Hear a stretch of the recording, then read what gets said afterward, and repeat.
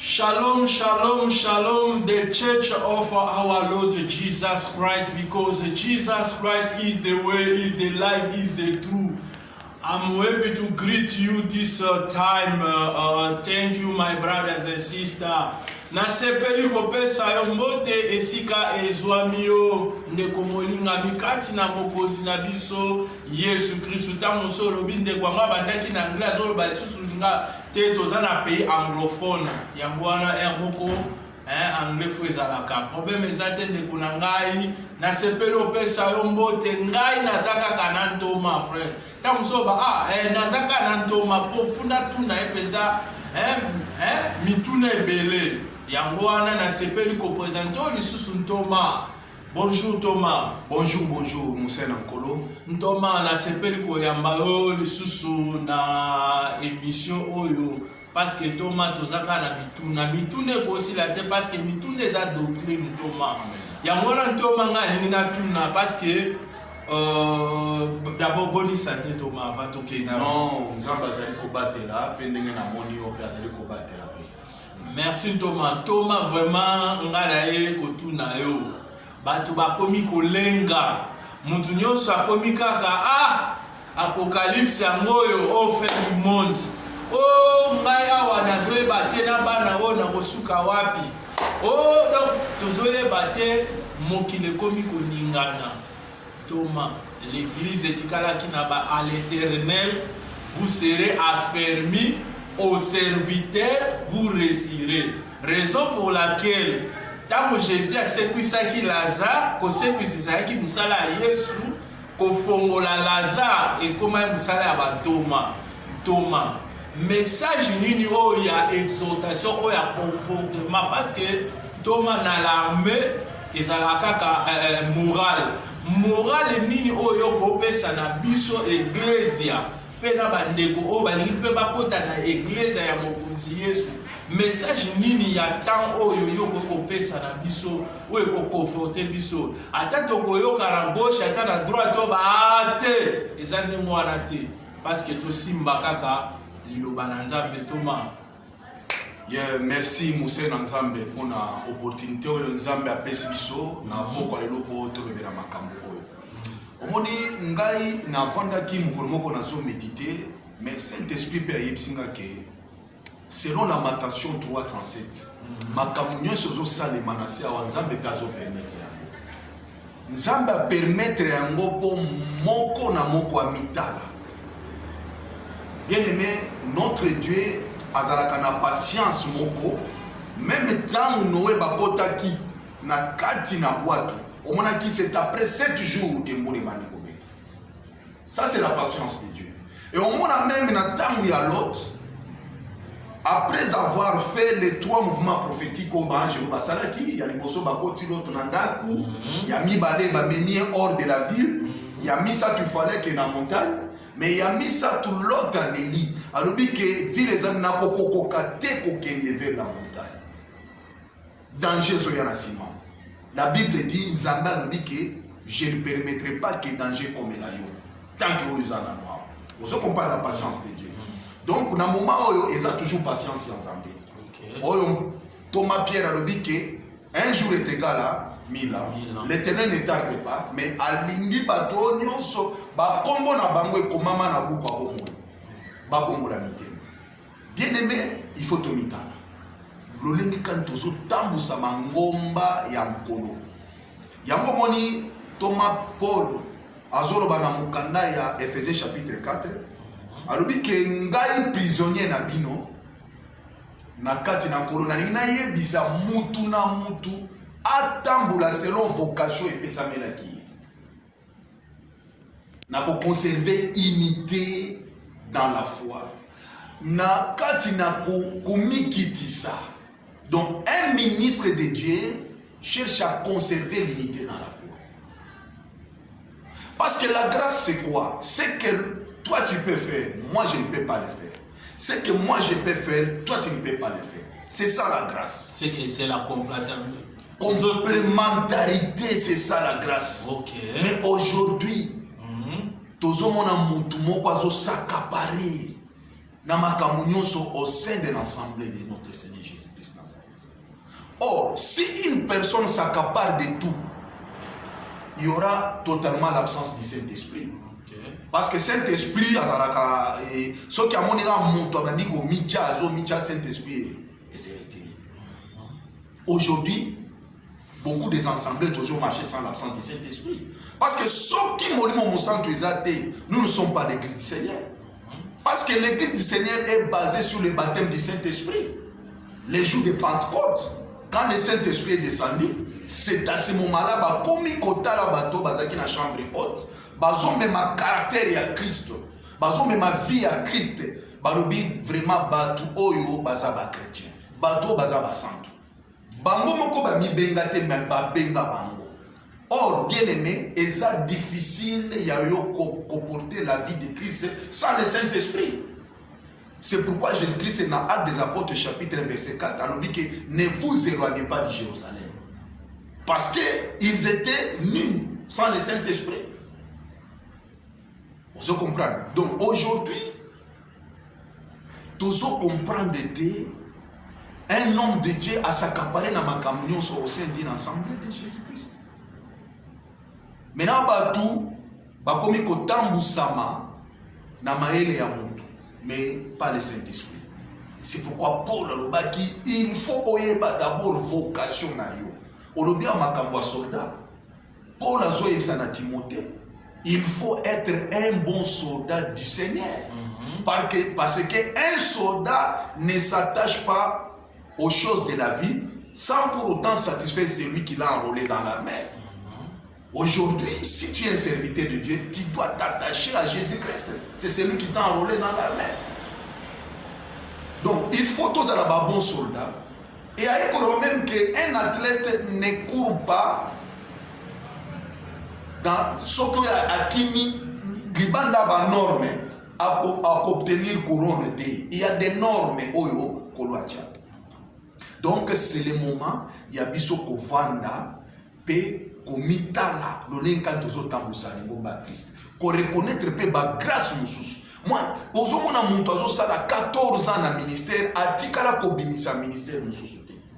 Mais c'est grave. Kaka yonde oteaka. Mate ezali kaka don zamba lobela kaka yo. Tokomi na tango ya Moïse ya Mosinai. Il faut Moïse ke na ngomba. Tango azwi makambo pa na Nzambe. Ayepe akutai na ba chef du peuple nde ba ko transmettre. Mais non, là nous étouffons la manifestation du Saint-Esprit. Nous attristons le Saint-Esprit. Au moins dit, et là on a une aloba. Message apostolique et ça accompagné d'un esprit apostolique. Ça, ce sont des choses. Les messages apostoliques, les jours de Pentecôte, les 12, les pierres, ces gens ne sont pas ivres comme vous les supposez, car nous sommes vers la 9e heure du jour. Donc, ces messages-là étaient accompagnés avec un esprit apostolique. Mais les lots, il y a des gens aux autres pays, mais il n'y a pas l'esprit apostolique. Thomas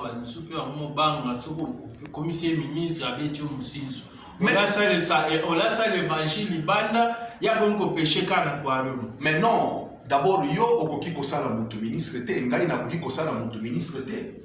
Le ministère, c'est quelque chose que Dieu donne depuis l'éternité. Parce qu'il a dit à Jérémie, avant que tu sois conçu dans le ventre de ta maman, je t'avais établi ministre. Donc nous approuvons seulement ce que Dieu a déjà dit. C'est là où il y a des bavures aujourd'hui. Hein? Sur le ministère. C'est là où il y a des bavures aujourd'hui. Il y a des problèmes sérieux. Vous comprenez? Il y a des problèmes sérieux. Donc, ceux qui montent dans la grâce, donc il faut qu'on reconnaisse. Donc, la grâce d'abord, c'est la reconnaissance de la grâce. C'est ça la grâce. Toi, tu ne peux pas dire que tu as la grâce, tu as le Saint-Esprit et que tu ne reconnaisses pas la grâce. Mais prie, vous savez, Bible Paul, mais quelque part avant dit, non, on a risqué alors, 14 ans plus tard, je me suis rendu à Jérusalem pour aller rencontrer ceux qui étaient apôtres avant moi, pour ne pas me courir en vain. Lorsque Paul a kené kukuta na pilier Jean-Jacques, hein, na Pierre. a présenté évangile na ye batuna qui était que non yo zalaki na chambre haute te yo obandai kotambola na Jésus te. Hein? Ils ont seulement donc bayo qui évangile et cet évangile là était accompagné avec un esprit apostolique. Non, celui-ci est vraiment le nôtre. C'est par rapport à l'évangile, mes bien-aimés. Ce n'est pas par rapport aux Akiba na Lemba, aux Alaki na Kasangulu, to na Kabeyaka Mwanga, to na Katakakombe. Non, c'est ça l'esprit apostolique. Ils ont manqué du sol. Donc, pour Nandi Mayo, il faut monter de Kola Kinaye et Sikaboko. C'est pourquoi les autres hommes ont ordination. Si on a un exemple, on a un coordonné. On a un maquet, on a un Congo. Donc, tu peux bien évangile. Moi, je suis allé rébellion quelque part. Mais yo, a sali si pas à Pambola Pungai. Mais a sali rébellion, yo Pambolier a bandi ministère. Mais non, ça, voilà les désordres, surtout nous les Congolais, au Koki Komona et ensemble mon côté avec 5 grâces ministérielles. Oh, jamais. Ce qui est allé vraiment, mais mangato qui n'a qu'une européenne sa offrande. Mais il y a un problème. Congolais. Il y a un problème sérieux pour Koutaba, Toubaza, 5 locaux l'église Antioche. Thomas, là où se trouvent les gens, peut-être des problèmes. Non, mais ce n'est pas Congolais dans la nation. Non. Ici, peut-être des moi les compréhensions. Nakoki Kolobate, Makambo Nazana prévité. Et dans l'église moko ya Bassid africain, et dans une belle ville, j'ai trouvé 7 ministres. Chez les Nigériens, on a même 12 ministres. Église monnaie. Mais pas Nabiso, c'est tout un problème. Nakolobate Makambo Nazana prévité, mais Nazorba Oyonga ina vivre. Il n'y a pas un esprit apostolique. Oyo Pierre, Jean, Jacques, Bayoki, Paul. Balobi que non, cet homme, il est des nôtres. Même si Azaki n'a hésité, même s'il n'était pas dans la chambre haute, mais il l'a présenté, Eza Oyo Biso Tozanango. C'est cet esprit apostolique. Yango wana, na kati nanda ya Corneille. Tangu Pierre accueilli côté ya, bapayen bazalaki kuna, ba recevoir le Saint-Esprit na maloba Pierre abanda côté. Aussitôt babimi bakri ko prêcher l'évangile, babandi ko sala ba miracle. Mais Jérusalem a tindi Barnabas a kende ko vérifier. Tango a vérifier a moni que bateau peut ba recevoir le Saint-Esprit, bateau bazo prêcher la bonne nouvelle, a encourager bango a zongi, a fortifier bango. C'est cet esprit apostolique oyo exaté. Yango moni même ba rébellion.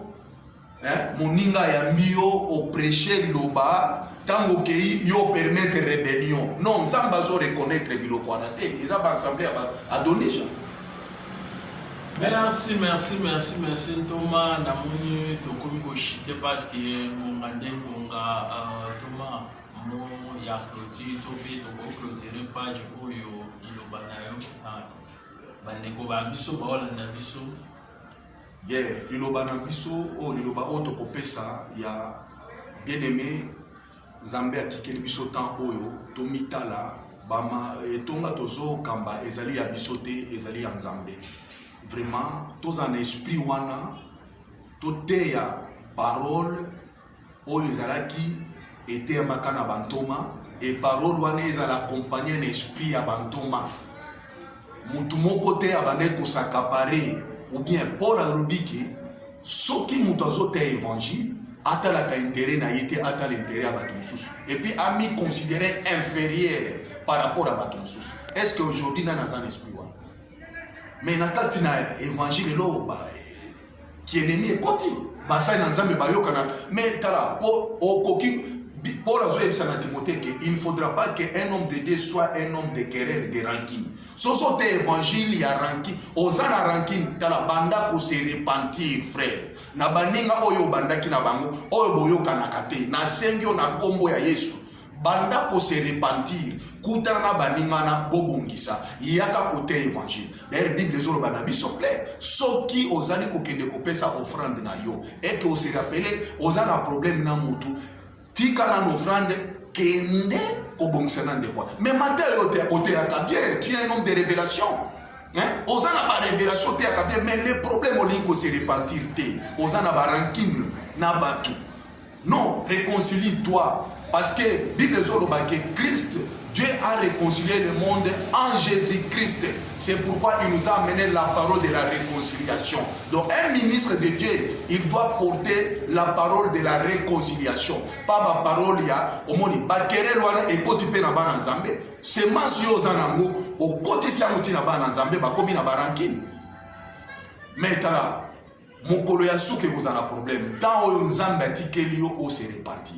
Et puis qu'on se repentir na yo parce que bana omonia c'est pourquoi un ministre de Dieu a la faiblesse na yete.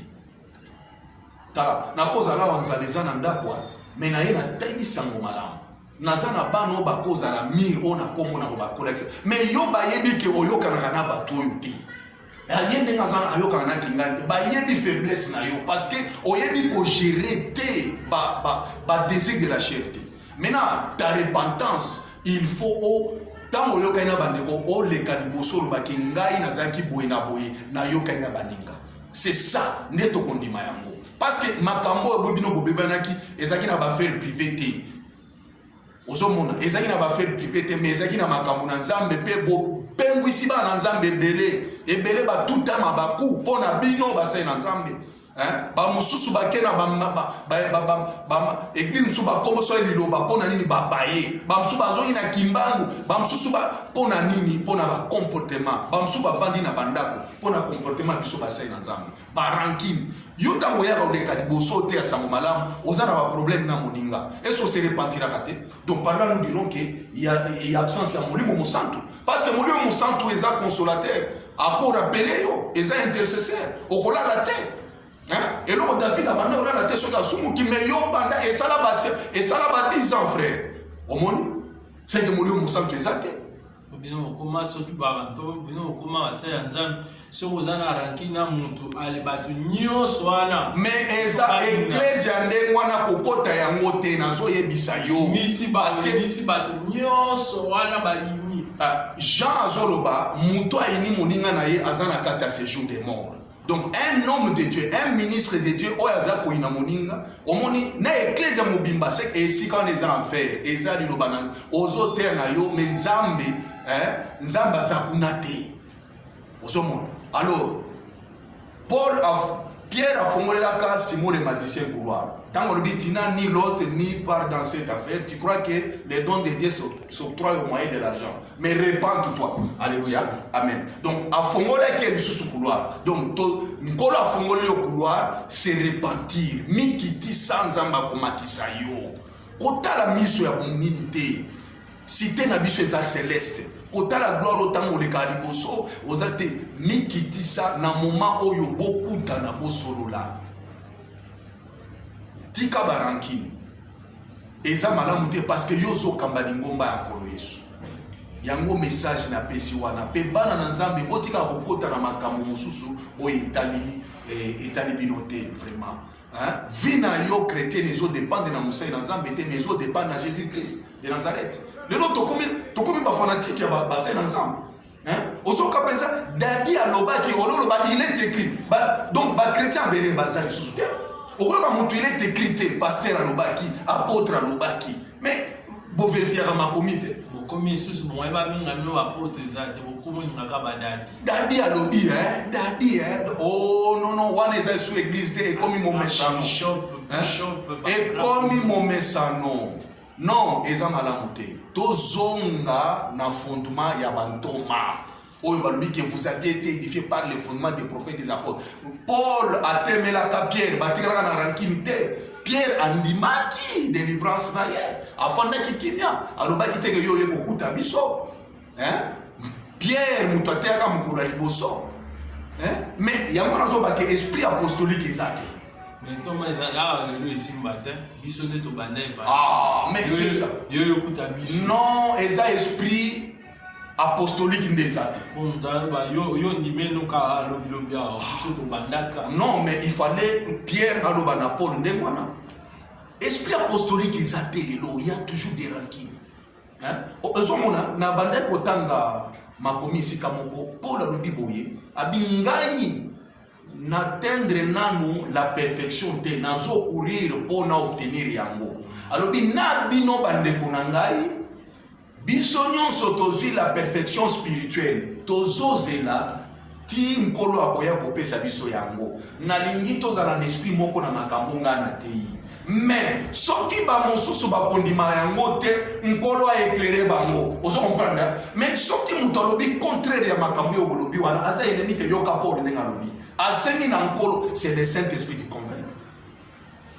Soki mutu andimi oyo lobite tikela le Saint-Esprit ba dispute ezali makambo ya bonzambe te ezali absence ya esprit apostolique yango ntoma Paul azoyebisa Timothée abi kosala ba dispute te hein kozana ba da fable te na ba généalogie sans fin oyo ekolisaka etonga ya nkolo te oyo epesaka ba discussion vaine. Vous comprenez? Pas discussion ya ba mot ndele lo tozali batu batikali ba rancunier pona ba discussion wana oyo Paul aboyaki yango na moment oyo nzamba asengi biso tomitala totambola na komikitisa bato ata baza na doctrine mususu baza ba ennemi te totala ndenge tosungi bango lokola presina kilase ndenge basungaka ndeko wana donc ezalaki na ndenge ya kimia siko tangu yo oza komina kisake yo ndo yebi oye olio mikitisa omoni mutu zala l'esprit ya Philippiens chapitre 2 verset 5 lui qui était Dieu andimi komikiti pour récupérer biso soko mutu aza faible il faut non koma faible pour siko oya ko récupérer bon matana lokola Jésus donc esprit ya humilité ezate ozana molimo mosantu. Paul a pouti bat mosusu na Actes des Apôtres chapitre 19. Alors bien avez-vous reçu le Saint-Esprit lorsque vous aviez été baptisés? Nous n'avons jamais entendu parler un certain Saint-Esprit. Quel type de baptême? Au moment, esprit, il y a mon que la parole apostolique est accompagnée avec un esprit apostolique. Et l'esprit apostolique est athée. Batubazo sar mangomba, le kola ba boutique na bango. Vous comprenez? Mangomba de comme ba boutique. Yango mutu monia cédé cher ezate mutu moya bimisa grâce wana te parce que tokoma mibale tokabola mbongo. Or Paul dit qu'un soldat, un bon soldat ne s'attache pas aux choses de la vie sans pour autant satisfaire celui qui l'a enrôlé. Vous comprenez les problèmes ça? Non, tika lingomba yesu. Merci Thomas, merci Namasir. Ndekolangai tolsololi sokoza na ba question na yo akoloba to suggestion na yo akoloba na ndimi ke okomela biso ochela biso comment na yo wana eza malamu sopo liboso wana ntoma ke place oyo lobaki ngala la satisfait parce que évangile ba forsaka muta ya ndimate donc ba forsaka te. Mais c'est le Saint-Esprit à convaincre. Merci par là. Touché, point virgule, pareil.